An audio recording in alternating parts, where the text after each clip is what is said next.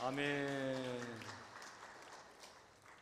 우리 하나님, 어지신 목자인 줄로 믿으십니까? 내가 어려움 가운데 빠져 있을 때에 나를 찾아와 주시고 나를 건져 주실 줄로 믿고 계십니까? 예, 좋습니다. 뭐 하나 물어보겠습니다. 제가 직업을 구한다면 어떤 직업을 구했으면 좋겠습니까? 뭐 할까요? 그러니까 목사를 그만두겠다는 건 아니고, 목사는 하면서 또 뭔가 직업을 구해야 돼. 뭘 했으면 좋겠습니까? 누가 그러대. 그 밑에 카페 하지 않냐고. 그 카페에 등록돼 있습니다, 법적으로. 그래서 명목상 제가 카페 사장입니다. 세금도 나와요. 그래서 자영업자라고 재난지원금도 받았습니다. 하여튼 뭐 정신없는데, 근데 장사는 안 됩니다. 그리고 이런 말 해서 좀 뭐한데, 바지 사장이지 뭐. 제가 하는 건 아니니까 그건 차치하고, 진짜 목사이긴 하지만 뭔가 직업을 구해야 돼. 뭘 할까? 하지 말라고요? 교수요? 그것도 괜찮네. 그런데 뭐 불러주나? 예전에 사실 택시 회사에 가본 적이 있었거든요. 쫓겨났습니다. 안 된다고. 아무나 하는 거 아니라고. 어쨌든 뭐 제가 왜 이런 이야기 하냐 하면, 지난 6월 29일자 국민일보에 기사가 나왔더라고요. 타이틀이 이렇습니다. 빠르게 느는 이중직 목사, 교단들 허용 법제화 논의.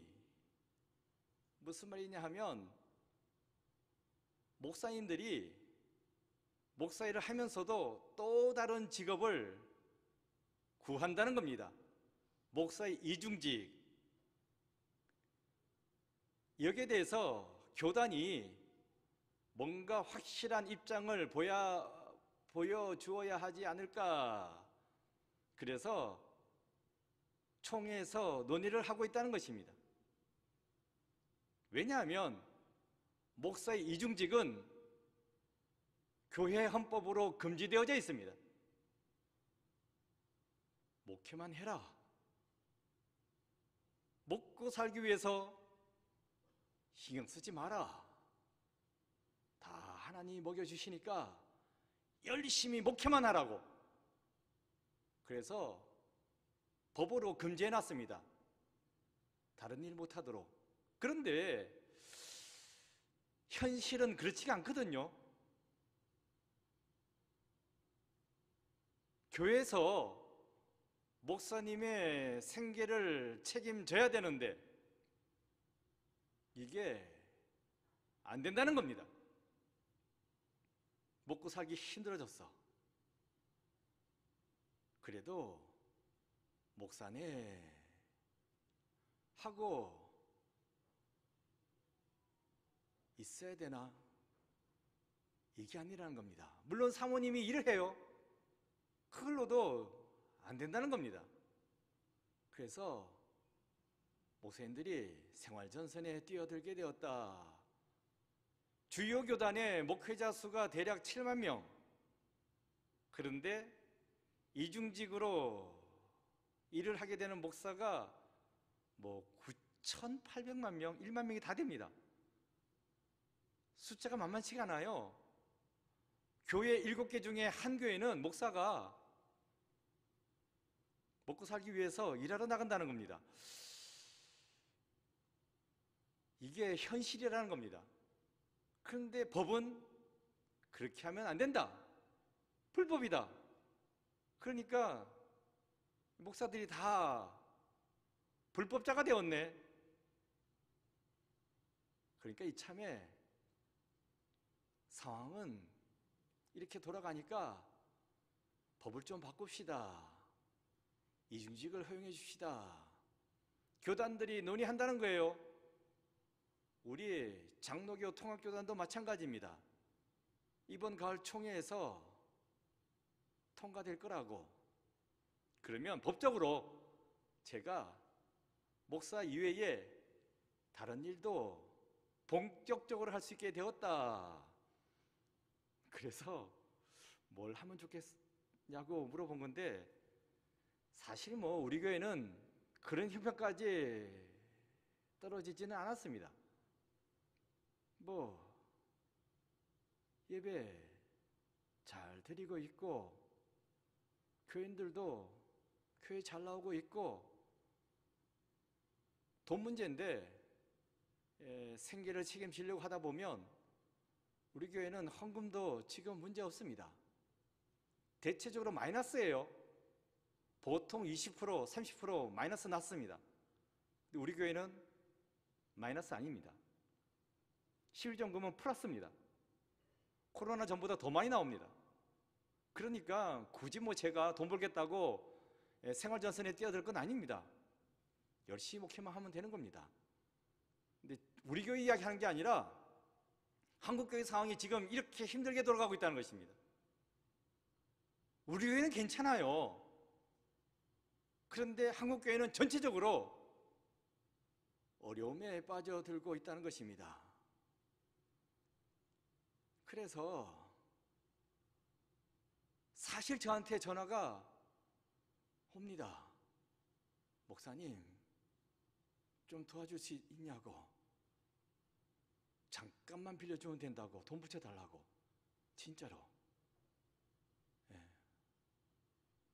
연금을 받아야 되는데 그 연금 낼 돈이 없어가지고 못 냈는데 어떻게 하면 좋겠냐고. 몇 년 못 낸 거 그것만 내면 나이가 돼가지고 연퇴할 수 있는데 돈 구할 데가 없다고. 이거 뭐 오른 척하기 힘들거든요. 그러니까 이런저런 전화 받다 보니까 저도 착잡합니다.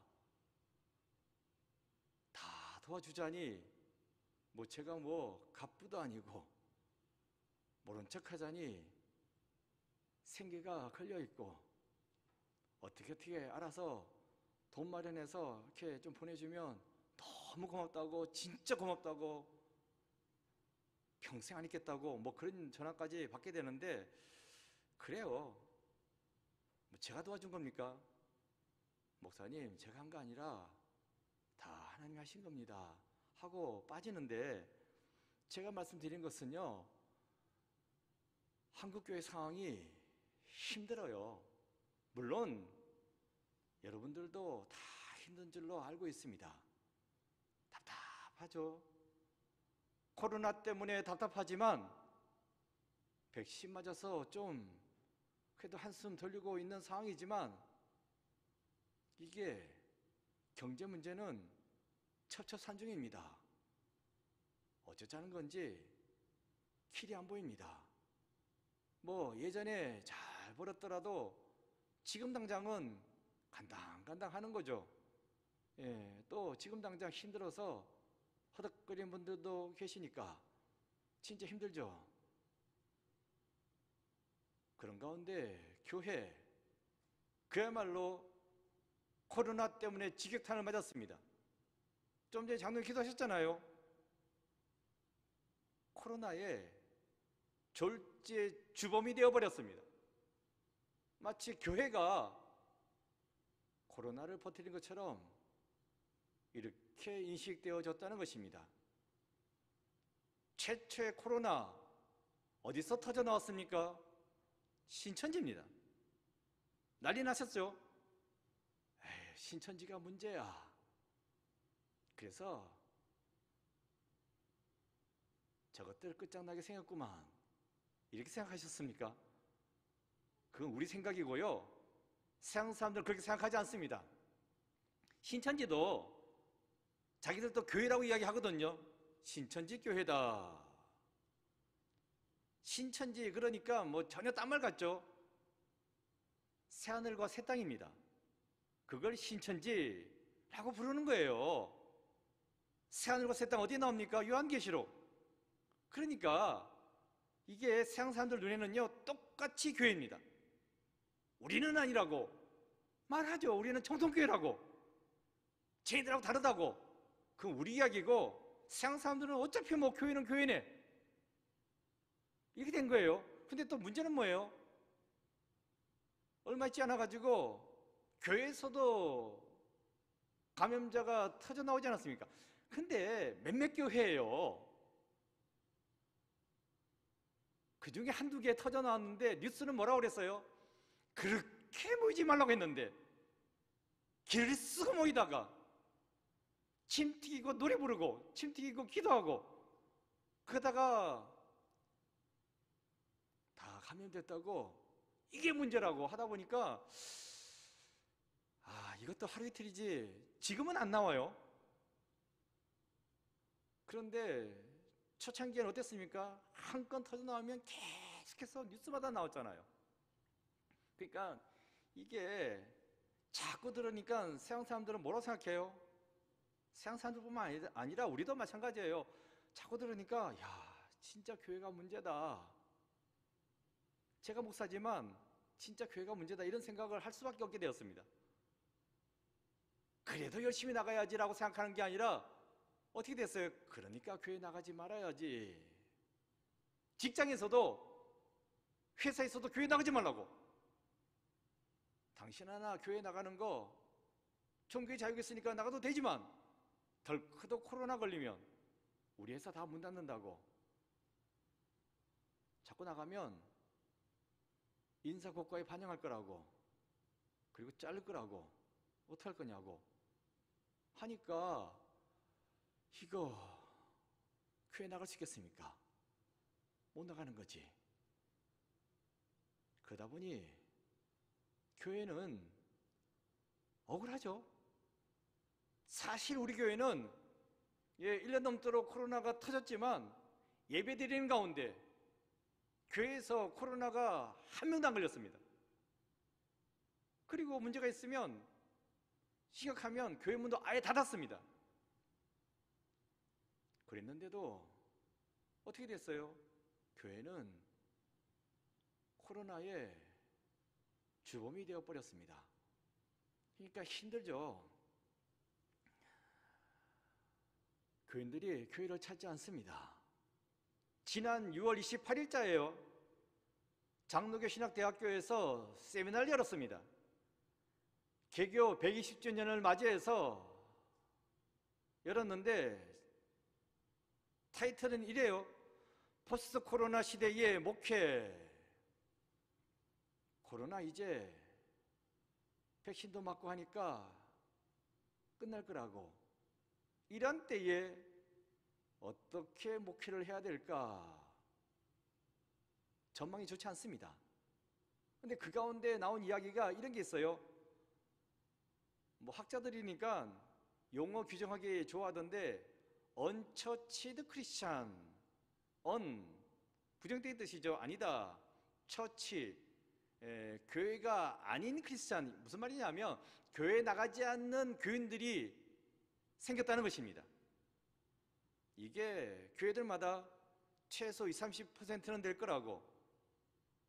현재 교회들 가운데 교회 나가지 않는 교인들이 20, 30%는 생겼다고. 근데 문제는 이 사람들이 코로나 끝나고 백신 다 맞았으니까, 코로나로부터 자유롭게 되었으니까 다시 나올까? 안 나온다는 겁니다. 안 나오는데 익숙해져 가지고 뭐 굳이 교회 나갈 게 있냐고, 온라인으로 예배 드리지. 그래서 그 사람들을 교회로 끌어들이기 위해 가지고 온라인 예배를 자르면 그나마도 안 드릴 거라고. 그러니까 온라인 예배 앞으로도 계속해서 드려야 될 거라고. 결국 교인들 숫자가 줄었다는 겁니다. 20, 30%그 학자들이 이야기하는 거고, 제가 보기에는요, 더 됩니다. 왜 이런 말씀 드리냐 하면, 제가 교회 위에 노회가 있거든요. 70여 개 교회들이 가입되어 있는 노회가 있는데 그 노회 임원입니다. 그래서 이번 가을 노회를 앞두고 통계를 받아요. 근데 교인 숫자가 줄었습니다. 아예 통계를 못 잡은 교회도 많습니다. 안 모이니까 아예 못 잡습니다. 빼고 통계낸 교회들만 하더라도 보통 20, 30%다 줄었습니다. 그래서 심지어 교적을 정리했어요. 정리했는데 노회에서 보는 그 대상은 세례교인입니다. 세례받은 교인이 얼마큼 정리되었냐 그걸 보거든요. 근데 진짜 교회들마다 뭐 저기 있는 교회, 저기 있는 교회, 저기 있는 교회 몇씩 다 줄었습니다. 세례교인이. 전체적으로 교회가 주저앉았습니다. 답답하죠. 이게 다 뭐 때문이라고요? 코로나 때문입니다. 코로나가 한국교회를 뿌리치 흔들어 버렸습니다. 그런데 더 근원적인 원인이 있습니다. 코로나는 그 다음에 따라 나온 거고, 코로나가 터지기 전에, 그러니까 2020년도 초에 2월, 3월 그때잖아요. 3월에 뭐 난리가 났었는데 2019년도 그때 많이들 들어보셨죠? 기독교를 기독교라 부르지 않고 뭐라 불렀어요? 개 어쩌고 저쩌고. 그러니까 사회적 지탄의 대상이 되었다는 겁니다. 교회가. 개우는 하는 말을 교회가 들었어요. 뭐 그게 기분 나쁘다 이 말을 하자는 게 아니라 그 정도로 사회의 신뢰도가 추락한 겁니다. 교회가 사회를 위해서 기도할 게 아니라 이게 뒤바뀌어가지고 사회가 교회를 위해서 염려하고 걱정해주는 그런 단계에 들어서게 되었다는 겁니다. 아유, 또 교회야. 왜 저래? 또 목사가 사고쳤네. 또 장로가 사고쳤네. 교회들이 집단적으로 사고쳤네. 자꾸 이렇게 뉴스 나오지 않았습니까? 코로나 터지기 전부터. 그래서 교회가 진짜 힘들었습니다. 뭐 나 하나 잘한다고 될 일이 아니라, 우리 교회 하나가 잘한다고 될 일이 아니라 한국의 전체 교회가 온통 욕들어 먹었습니다. 이런 가운데 코로나가 터졌네. 그러자 순간적으로 와장창 무너진 것입니다. 이게 젊었을 때는요, 건강하지, 뼈도 튼튼하지, 그래서 부딪혀도 별 문제 없습니다. 근데 연세가 좀 드시면 어때요? 이 잘못 부딪혀다 보면 뼈 부러집니다. 조심해야 돼요. 그런데 기본적으로 약하니까 부딪히면 안 된다는 거예요. 한국교회가 튼튼했으면 코로나 와도 견뎌냈습니다. 기본적으로 약해져 있어요. 힘 다 빠졌습니다. 흔들흔들합니다. 거기다가 코로나 치니까 와장창 무너진 겁니다. 다시 한 번 말씀드리지만 우리 교회는 괜찮은데 뭐 왜 저러지? 우리 교회 문제가 아니고 한국의 전체가 지금 어려운 가운데 있어요. 목회하는, 그래도 서울은 그나마 괜찮은 그런 상황인데 지방으로 가면 더 힘들어집니다. 목포 지역에서 목회하시는 분인데, 이게 교회들이 다 문 닫았습니다. 그래서 5개 교회가 문 닫았어요. 뭐 오지도 않으니까 교인들이. 그래서 뭐 한두 명 놓고 예배를 드릴 수 없으니까 그 5개의 목사님들이 한 곳에, 뭐 임대료도 문제가 되니까 한 곳에 모여가지고 5개 목사님들이 같이 예배를 드리는 겁니다. 5개 교인들이 와서 들어봤자 몇십 명도 안 됩니다. 그러니까 무슨 말이에요? 4개 교회가 문 닫았다는 이야기입니다. 그러니까 지금 그렇게 돌아가고 있어요. 교회가 진짜 힘듭니다. 뭐 자기 건물 갖고 있는 교회 별 문제 없지. 상가에 세던 교회 월세 내기 허덕거립니다. 한 달에 얼마나 빨리 돌아오는지. 그러니까 교회는 없지, 월세는 내야 되지, 온라인 예배 꿈도 못 꾸지. 그러니까 뭐 문을 닫아야지. 수가 있겠습니까? 그렇다고 목사직을 그만둘 수는 없는 거고, 먹고는 살아야 되겠으니 일처리 하다 보니까 이주기 목사가 생겨나게 되었다는 거고, 힘들어요. 지금 제가 말씀드리고 있는 것은 별로 뭐 좋은 이야기는 아니죠. 답답하죠. 사실 먹고 살기 힘들어 죽겠는데 교회까지 와서 이런 이야기 들어야 되나, 저도 고민 많이 했습니다. 하지만 사실 말해야지 뭐, 덮고 지나갈 수는 없지 않습니까? 그러나 이 답답한 이야기만 하고자 우리가 이 자리에 앉아 있는 것이 아니요, 또 온라인으로 예배 드리는 것도 아닙니다. 말씀 봅시다. 성경 말씀, 오늘 본문 1절이에요 1절 말씀 함께 읽겠습니다. 시작. 여호와께서 시온의 포로를 돌려보내실 때에 우리는 꿈꾸는 것 같았도다. 시온의 포로다. 시온, 하나님의 산이죠. 예루살렘을 상징하고 있는 말이 되겠습니다. 시온의 포로다. 예루살렘 사람들이 포로로 잡혀갔다, 이 말이에요. 왜 잡혀갔습니까? 예루살렘 성이 파괴되었으니까. 왜 파괴되었습니까? 바벨론과의 전쟁에서 패했습니다. 그러니까 예루살렘이 파괴되고 예루살렘 사람들이 바벨론 땅으로 포로로 잡혀갔다 그랬는데, 이 포로를 돌려보냈다라고 말씀해 주고 있습니다. 사실 포로로 잡혀갈 때에 예루살렘도 파괴되고 다 무너지고 포로로 끌려갔으니까 다 끝난 거죠. 끝장났습니다. 다시 돌아올 수 있을 거다, 회복되어질 거다, 전혀 생각도 하지 못하는 가운데 있습니다. 그런데 오늘 본문은 어떻게 되었다라고 말씀해 주고 있습니까? 돌려보내실 때에 돌아오게 되었다, 회복하게 되었다라고 말씀해 주고 있습니다. 이런 일이 있을 수 있을까 상상도 못 해봤어요. 워낙 박살났으니까, 끝장났으니까. 그런데 이런 일이 있을 수 있게 되었다라고 말씀해 주고 있습니다. 전혀 생각지도 않은 놀라운 일이 일어난 겁니다. 제가 이 말씀을 드린 까닭은 우리도 똑같다는 것입니다. 여러분 가정만 힘든 것이 아니라, 여러분 사업장만 힘든 것이 아니라 교회도 어려운 가운데 빠져 있다는 것입니다. 다시 일어날 수 있을까? 떠나간 교인들이 다시 교회로 돌아올 수 있을까? 가망 없습니다. 회복의 가능성이 전혀 안 보입니다. 이렇게 너도 나도 다들 절망 가운데 빠져 있습니다. 하루하루 그냥 살아가는 겁니다. 그러나 오늘 본문은 뭐라고 말씀해 주겠습니까? 하나님께서 역사하시면 다시 돌아오게 된다, 회복되어진다라고 말씀해 주고 있습니다.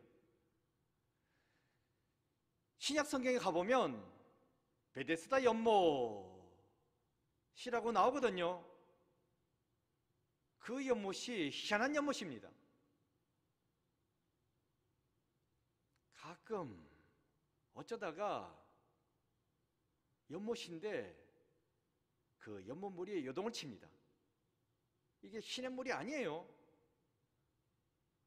물이 들어온 데도 없고 나간 데도 없고 고여있는 물입니다. 흐르는 물이 아닙니다. 그런데 이 연못물이 요동을 친다는 겁니다. 사람들 어떻게 생각했어요? 아, 천사가 내려와서 연못물을 휘젓는구나. 그러면 무슨 기적이 일어날 수 있을 거야 해가지고 물이 요동칠 때 가끔 일어나는데, 자세히 보고 있다가 제일 먼저 물에 풍덩 뛰어들면 그 사람은 어떤 병에 걸렸던지 다 나았습니다. 그래서 환자들이 베데스다 연못가에 쫙 모여들었어요. 이제나 물이 요동칠까, 저제나 물이 요동칠까 한참 보고 있는데 안 되지. 그런데 진짜 1년에 한 번 어쩌다가 물 요동쳐요. 뛰어들어요. 진짜 낫네. 근데 지금 제가 말씀드리고자 하는 것은 이 연못가에 38년 된 병자가 있었다는 겁니다. 38년. 말이 38년이지 길지 않습니까? 무슨 말이에요? 38년 동안 낫지 못했다는 겁니다. 38년 동안 제일 먼저 물에 들어간 적이 없어요. 그러니까 뭐 계속해서 있었겠지. 무슨 말이에요? 이 사람한테 희망이 있을까요? 없지. 38년 동안 안 됐는데 이제 와서 되겠습니까? 나이까지 먹어버렸는데, 힘도 없는데, 계속 누워 있었는데, 꼼짝도 못 하는데. 그러니까 이 사람은 가망 없습니다. 절망입니다. 그런데 이 병자가 어떻게 되었다라고 성경 말씀해 주겠습니까? 일어나서 걸었대요. 어떻게? 갑자기 힘이 생겨가지고 물에 뛰어들었을까? 아닙니다. 전혀 물에 뛰어들 만한 그런 힘이 없습니다. 절망적입니다. 그런데 어떻게 일어나서 그럴 수 있게 되었을까? 예수님이 나타나셔가지고 보니까 너무 절망적이야. 희망이라곤 눈 씻고 닦고 찾아봐도 찾아볼 수가 없습니다. 그러한 이 38년 된 병자한테 예수님께서 말씀하셨어요. 일어나라고. 그런다고 일어날 일은 아닌데 깜짝 놀라가지고 벌떡 일어났습니다. 그래서 누워있던 자리를 들고 부적부적 걸어갔다. 다 나았다 하는 것입니다. 무슨 말씀 드리는 거예요? 내가 절망 가운데 빠져 있다 할지라도 주님께서 나타나셔서 나를 일어나라고, 나에게 일어나라고 말씀해 주시면 내가 일어날 수 있다는 것입니다. 나는 희망이 없지만, 나는 절망 가운데 있지만 주님께는 희망이 있습니다. 절망을 뚫고 일어설 희망은 주님께 있다는 것입니다. 주님의 말씀 듣고 내가 힘을 주어서 일어나면 일어날 수 있다는 것입니다. 주님께서 말씀하셨어도 나는 안 돼, 나는 안 돼, 절대로 안 돼 라고 주저앉아 있었으면 그 사람은 못 일어났지. 그러나 이 사람은 주님 말씀 믿고 일어났습니다. 진짜로 일어났습니다. 걸었습니다. 걸어보니까 걸을 수도 있게 되었습니다. 이러한 모든 일이 어떻게 일어나게 되었다고요? 내가 힘이 있어가지고, 내가 능력이 있어가지고, 아니요. 주님이 능력이 있으시기 때문입니다. 절망 가운데 빠져있다 할지라도 주님이 한마디 하시면 희망을 가지고 우리는 일어날 수 있습니다. 우리 한국교회도 마찬가지입니다. 우리 한국교회가 절망 가운데 빠져있지만 주님께서 나타나셔서 일어나라고, 정신 차리라고, 다시 걸어가라고 말씀하시면 이 한국교회가 다시 일어나고 회복되어질 수 있을 것입니다. 오늘 설교의 제목이 교회의 회복이죠. 한국교회가 회복되어지고 이 교회에 속해 있는 교인들 같이 회복되어지는 것입니다.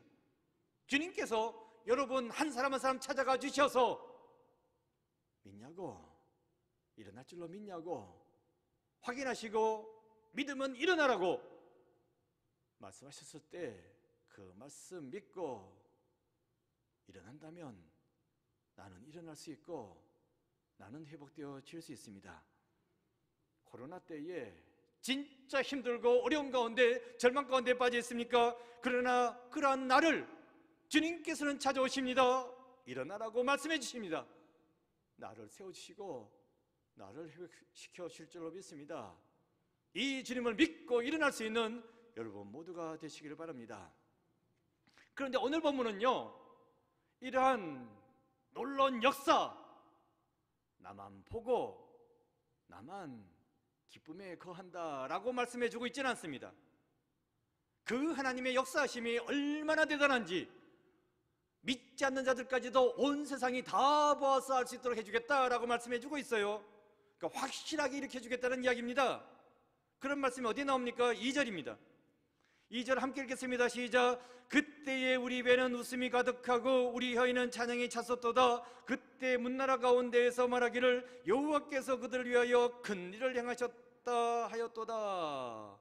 그때 우리가 일어나게 되었을 때, 회복하게 되었을 때, 그때 우리 입에는 웃음이 가득했다, 우리 혀에는 찬양이 찼었다, 우리들끼리만 웃고 기뻐하고 찬양하고 끝나는 것이 아니라 그때 문나라 가운데에서 말하기를, 그러니까 믿지 않는 모든 사람들, 세상 모든 사람들도 말했다는 거예요. 야, 하나님이 저들의 하나님이신 줄로 내가 알겠구나. 하나님께서 저들의 편이 되어 주셔서 엄청나게 큰 일을 행하셨구나, 이것을 이야기하기 시작했다는 것입니다. 그러니까 나에게 일어난 구원의 역사가 나만 보고 나만 느끼는 것이 아니라 모든 사람들이 다 보아서 알 수 있도록 그렇게 확실하게 일으켜 주시겠다라고 하는 그런 약속의 말씀이 되겠습니다. 우리들끼리만 믿고 우리들끼리만 잘 되고 우리들끼리만 좋은 걸로 끝나는 게 아니라 세상 모든 사람들이 객관적으로 다 알 수 있도록 그렇게 확실한 은혜를 베풀어 주겠다. 그렇게 하나님께서는 우리의 편이 되어 주신다. 그래서 우리를 하여금 승리하게 해주실 거다라고 약속해 주고 있습니다. 우리가 믿는 하나님은 바로 이런 분이십니다. 그리고 또한 이런 분이시기에 우리가 믿는 것이고요. 성도 여러분, 그래서 말씀드립니다. 지금 내가 절망 가운데 있으니까 하나님께서는 확실하게 나를 일으켜 세워줄 줄로 믿습니다. 믿으셔야 됩니다. 믿어야지 나는 일어날 수 있습니다. 절망의 자리, 거기 앉아서 뒤로 넘어갈 것이 아니라 하나님의 은혜에 힘입어서 힘차게 일어날 수 있는 여러분 모두가 되시기를 바랍니다. 여기서 또 한 가지 말씀드리겠습니다. 이러한 하나님의 놀라운 역사를 체험하기 위해서는 먼저 내가 해야 할 것이 있습니다. 은혜를 받기 위한 전제 조건이 있다는 것입니다. 그것이 바로 5절입니다. 5절 말씀 함께 읽어보겠습니다. 시작. 눈물을 흘리며 씨를 뿌리는 자는 기쁨으로 거두리로다. 하나님의 도우심, 그 은혜를 힘입기 전에 내가 먼저 해야 될 것은 눈물을 흘리며 씨를 뿌려야 한다 라고 말씀해 주고 있습니다.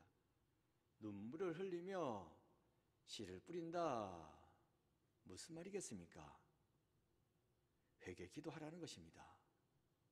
지금 처해 있는 이 상황, 제발 남 탓하지 마시고, 정치권이 잘못했다고, 누가 잘못했다고 그럼 하지 마시고 나 자신을 돌아보라는 것입니다. 너 자신이 하나님 앞에 온전히 서 있었냐고 돌아보시라고 말씀하십니다. 봅시다.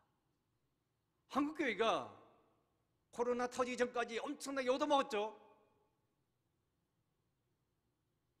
그때의 우리 한국교회의 모습 어땠습니까? 한국교회 진짜 일제하에서 또 해방 후의 혼란 가운데에서 6.25 전쟁 겪으면서 경제개발하면서 진짜 열심히 기도하고 열심히 모이고 진짜 신앙생활 열심히 했습니다. 뭐 은퇴하신 우리 장로님들, 지사님, 권사님들 진짜 열심히 했잖아요. 그런데 최근 어땠습니까? 열심 무슨 열심. 주일 낮 예배만 겨우 나오고 새벽 예배 왜 나가? 수요 기도에 안정기도 없죠. 우리 교회는 왜 저녁 예배 하는지 모르겠어. 이렇게 하면서 안 나오셨잖아요. 제대로 하셨습니까? 한국교회가 세계 역사에 없을 정도로 진짜 새벽 기도 열심히 했습니다. 그래서 이만큼 경제 발전이 이루었는데, 근데 우리들은 다 까먹었습니다. 좀 더 눕자, 좀 더 자자. 그러다가 세상 사람들로부터 욕 들어먹었고, 그러다가 코로나 터지니까 왕창 주저앉은 겁니다. 무슨 말씀 드리는 겁니까? 이렇게 되기까지 나 자신을 돌아보자는 겁니다. 에휴, 그러기에 저 집사가 잘했어야지, 에휴, 저 장로가 문제야, 남 탓하지 마시고 나를 보자는 겁니다. 내가 잘했어야지. 결국 신앙이 나태해지고 흐늘흐늘해지고 하다 보니까 하루아침에 왕창 주저앉은 것입니다. 이걸 깨닫고 이걸 알고 이걸 놓고 회개하자는 겁니다. 더 열심히 했어야 되는데 열심히 하지 못했습니다. 눈물로 씨를 뿌리라는 거예요. 그런 때에 하나님은 찾아오시고 응답해 주시고 도와주신다는 것입니다. 히스기야 아시죠? 남유다 왕국의 왕입니다. 이 히스기야 왕이 갑작스럽게 선지자로부터 말씀을 하나 전해 들었습니다. 무슨 말입니까? 절망적인 이야기예요. 히스기야 왕이시여, 이제 당신은 죽습니다. 하나님께서 말씀하셨습니다. 당신은 죽을 거라고. 그러니 이제 시간 얼마 남지 않았으니까 죽을 준비나 하시라고. 이게 의사가 그런 말 해도 아이고 나는 죽었구나 생각하시잖아요. 그런데 하나님께서 하나님의 종 보내가지고 네가 죽을 거라고 말해놨으니까 이건 뭐 피할 데가 없는 거지. 절망적이죠. 그런 때에 히스기야가 예 알겠습니다 죽어야죠 하고 꼴까닥 죽었습니까? 아니잖아요. 이사야서 38장 14절 보면 이런 말씀이 나와요. 히스기야의 기도입니다. 예, 이사야서 38장 14절 나는 제비같이 학같이 지저귀며 비둘기같이 슬피 울며 내 눈이 새하도록 쌍망하나이다. 여호와여 내가 압제를 받사오니 나의 중보가 되옵소서. 제비같이 학같이 지저귀인다. 비둘기같이 슬피 운다. 네가 죽게 되었다. 너는 죽는다 라고 했을 때 절망적인 상황 가운데서 절망하고 주저앉은 것이 아니라 기도했다라고 말씀해 주고 있습니다. 내 눈이 새하도록 앙망하나이다. 무슨 말이냐면요, 눈이 막 너무 울어가지고 짓무르도록 그렇게 울면서 기도했다 하는 말씀이 되겠습니다. 그래서 어떻게 됐어요? 하나님께서 마음을 바꿨습니다. 하나님의 결정인데 당장 죽는다 했는데 마음을 바꿨어요. 그래서 히스기야가 더 살게 되었습니다. 장장 15년을 15일도 아니고 15달도 아니고 15년을 하나님의 마음을 바꿔가지고 더 살게 되었다. 무슨 말씀 드리는 것입니까? 하나님의 결정도 내가 눈물로서 회개하고 기도하면 바꿔주신다는 것입니다. 절망적인 상황도 희망적으로 바꿔줄 수 있다는 것입니다. 나는 죽는다고 의사도 말했다고 의사의 말을 믿으십니까? 하나님께 기도하면 하나님은 내 생명을 연장시켜 주십니다. 6절 말씀은요 5절의 반복이거든요. 반복한다는 것은 뭐예요? 강조하는 겁니다. 울며 씨를 뿌리러 나가는 자는 반드시 기쁨으로 그 곡식단을 가지고 돌아오리로다. 그러니까 진짜 전심으로 울면서 기도하고 회개하고 하나님께 나아가라고. 그러면 하나님께서 절망적인 상황을 희망적으로 바꿔주신다 하는 약속의 말씀이 되겠습니다. 이게 그냥 하는 이야기가 아니고 절망 가운데 빠졌던 이스라엘 백성들이 바빌론 포로에서 돌아와서 하는 이야기입니다. 내가 겪어보니까 진짜더라고. 진짜 맞는 말씀이라고. 그러니까 지금 내가 절망 가운데 빠져 있습니까?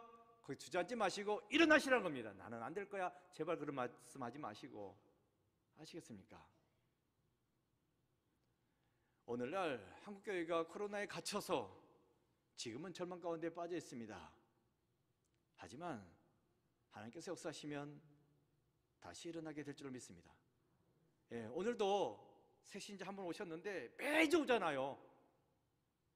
이게 뭡니까? 희망의 사인입니다. 절망하지 말라고, 낙심하지 말라고. 하나님의 교회는 하나님이 세우십니다. 그 하나님께 여러분께서 기도하고 매달리면 여러분의 가정도 세워주십니다. 여러분이 어떠한 가운데 빠졌을지라도 그 절망의 구렁텅이에서 하나님께서는 건져주실 줄로 믿습니다. 다음 주일이 찬이 기념 주일이라고 말씀드렸죠. 65년 전에 교회가 세워졌습니다. 해가 또 지났네.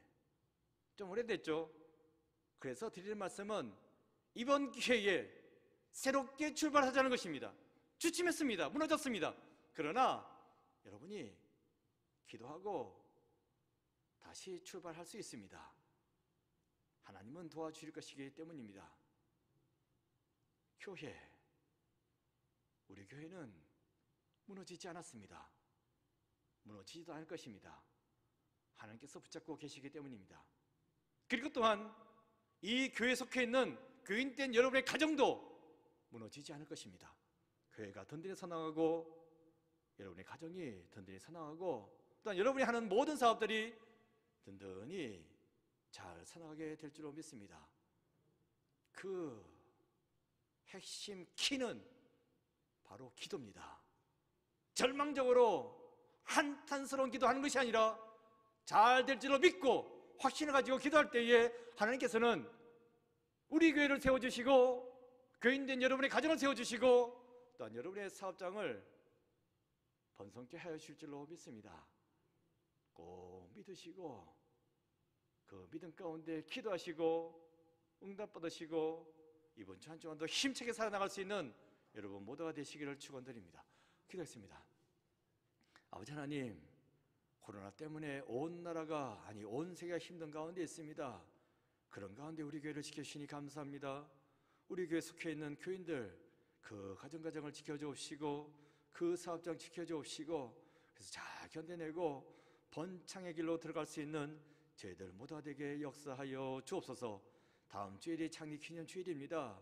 그동안 나오지 못했던 교인들까지도 다 나와서 함께 기뻐하고 찬양하고 출구할 수 있는 시간들로 주님께서 채워주시옵소서. 예수 그리스도 이름으로 기도드립니다. 아멘.